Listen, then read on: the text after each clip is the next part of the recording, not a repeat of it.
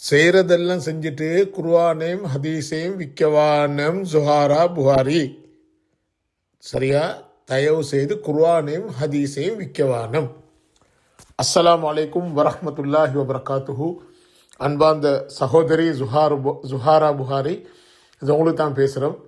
இப்போ இன்றைய தெரியும், நேற்று 31ஆம் தேதியிலேருந்து சோஷியல் மீடியாலேயும் மற்ற நியூஸ்லேயும் நீங்கள் தான் இன்றைக்கு பேசும் பொருளாக மாறிக்கிறீங்க. அது நல்ல விஷயம், அது நல்லதாக சரியான, அது உங்களை பொறுத்த வரல.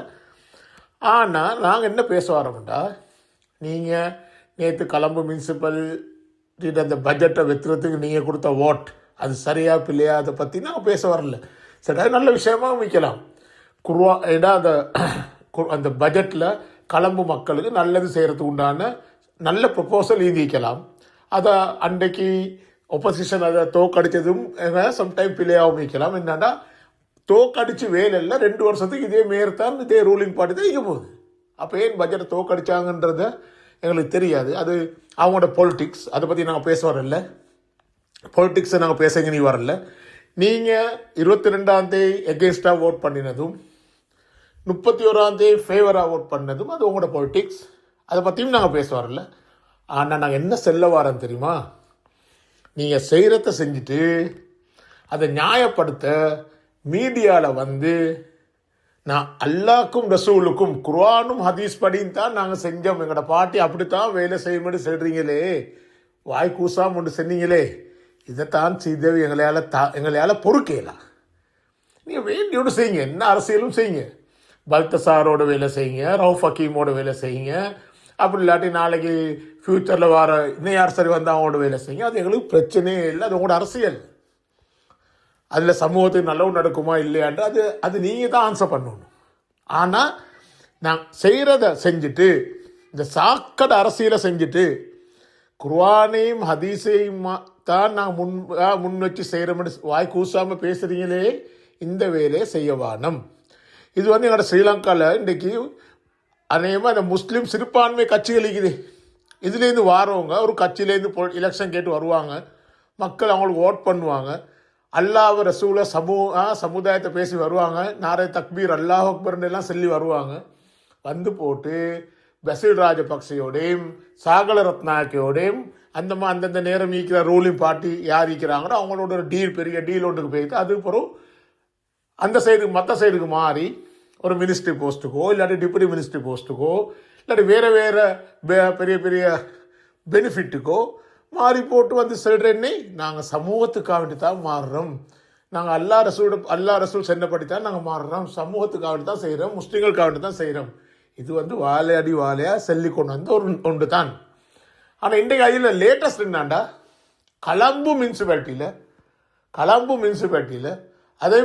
அதுவும் ஒரு கொழும்புல சென்டரோட சேர்ந்த ஒரு பொம்புல நீங்கள் அதே வேலையை செஞ்சுட்டு நீங்கள் பட்ஜெட்டுக்கு ஃபேவராக ஓட் பண்ணது அது நாங்கள் அதை பற்றி பேச வரவே இல்லை. அது நீங்கள் சரியாக பிள்ளையாண்டா அது கூட சைடு. ஆனால் நாங்கள் என்ன பேச வரோம்டா, செய்கிறத செஞ்சுட்டு குர்ஆனையும் ஹதீஸும் ஆதாரம்னு சொல்கிறீங்களே, குர்ஆனையும் ஹதீஸையும் அல்லாஹ் ரசூலுக்காக வேண்டி தான் நாங்கள் செய்கிறோம்னு சொல்கிறீங்களே, இந்த கேவலமான வேலையை செய்வாங்க. ஏன்னா நீங்கள் செய்கிற அரசியலுக்கு 9 நாளை முந்தி 22ஆம் தேதி ஒரு ஸ்டாண்டர்டில் இருக்கிறீங்க, 9 நாளை பிறகு 31ஆம் தேதி இன்னொரு ஸ்டாண்டர்டுக்கு போகிறீங்க, மாறுறீங்க. அதுக்கு குர்ஆன் எங்கப்பா சொல்லிக்குது அப்படி செய்யுங்கன்னு சொல்லி, அதுக்கு குர்ஆன் எங்கப்பா ஆதாரம் இருக்குது, அதில் எங்கப்பா ஹதீஸில் ஆதாரம் இருக்குது. ஏன் இந்த குர்ஆனும் ஹதீஸும் சொன்ன மாதிரி நடந்துன்னு சொல்கிறீங்க? அப்போ உங்களுக்கு நேரத்தோடு 22ஆம் தேதி விளங்கிக்கணும். இந்த பட்ஜெட் நல்லம், இது கொழும்பு மக்களுக்கு நல்ல பட்ஜெட், இது ஸ்பெஷலி கொழும்பு கூட இருக்கிற முஸ்லீம்கள் இருக்கிறாங்க, அவங்களுக்கு நல்ல பட்ஜெட், நான் என் பார்ட்டி என்ன சொன்னாலும் நான் ஃபேவராக தான் ஓட் பண்ணுவேன் என்று நீங்கள் நேரத்தோடு அந்த வேலையை 22ஆம் தேதி செஞ்சுக்கணும். இப்போ நீங்கள் 31ஆம் தேதி கவர்மெண்ட்டோட எல்லாம் பேச வேண்டியெல்லாம் பேசிட்டு அதை சரி காண்றதுக்கு அதை பேச வேண்டியெல்லாம் பேசி அதை ஓட் பண்ணிவிட்டு அதுக்கப்புறம் அதை சரி காண்றது குர்ஆனையும் ஹதீஸையும் விற்கிறீங்க. இது செய்யாங்க.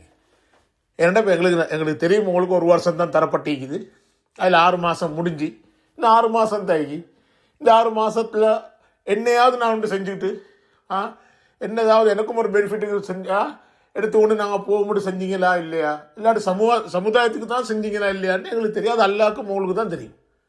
சம்பந்தப்பட்ட ஆக்களுக்கும் உங்களுக்கு தான் தெரியும். ஸோ தெரியாதுன்னு நாங்கள் பேச வரல. ஆனால் நீங்கள் என்ன செஞ்சாலும் 6 மாதத்துக்கு ரோட்டில் இறங்கி போகல, அந்த சென்ட்ரல் ரோட்டில் இறங்கி போகல, சாதாரண மக்களை தான் நீங்கள் ஃபேஸ் பண்ணணும். அந்த நேரத்துக்கு ராய் பல்தசாரோ, டெல்வின் சில்லாவோ, அன்ரதிசானாக்கையோ, இதில் ரவுஃப் ஹக்கீமோ, சஜித் பிரேமதாஸோ வரப்போகிறோம் இல்லை. சாதாரண பொதுமக்களை தான் நீ ஃபேஸ் பண்ணணும். அப்புறம் என்ன சல்லி எடுத்தீங்களே சரியா போதுமா ஆண்டு யார் சரி வாயத்திலிருந்து கூசாமல் கேட்டால் நீங்கள் அந்த மனுஷரோட தான் ஃபேஸ் பண்ணணும். அதை சுட்டி தயவு செய்து நீங்கள் நல்லதை செஞ்சுப்பீங்க, சமூகத்துக்கான செஞ்சுப்பீங்க, பட்ஜெட்டில் நல்ல ப்ரொபோசல் இருந்திருக்கும் சரி, அதுக்கான சொன்னால் அதை நீங்கள் சொல்லுங்க. இல்லை பட்ஜெட்டில் நல்ல ப்ரொபோசல், நான் 22ஆம் எனக்கு அது விலங்கல்ல, இப்போ 31ஆம் எனக்கு விளங்கிச்சு, அது சொல்லி தான் நான் ஓட் பண்ணுறேன், அது வேற கதை. ஆனால் குர்ஆன் ஹதீஸ் என்ற அதுக்கு அது குர்ஆனும் ஹதீஸுக்குமாய்த்தான் நாங்கள் நடந்து கொள்கிறோம்னு சொல்கிறீங்களே, அந்த கேவலமான வேலையை செய்ய வேணும் என்றே தான் தாழ்மையாக அவங்கள்ட்ட கேட்டுக்கொள்கிறோம். ஜஸாக்குமுல்லாஹ் ஹைர். அஸ்ஸலாமு அலைக்கும் வரஹ்மத்துல்லாஹி வபரகாத்துஹு.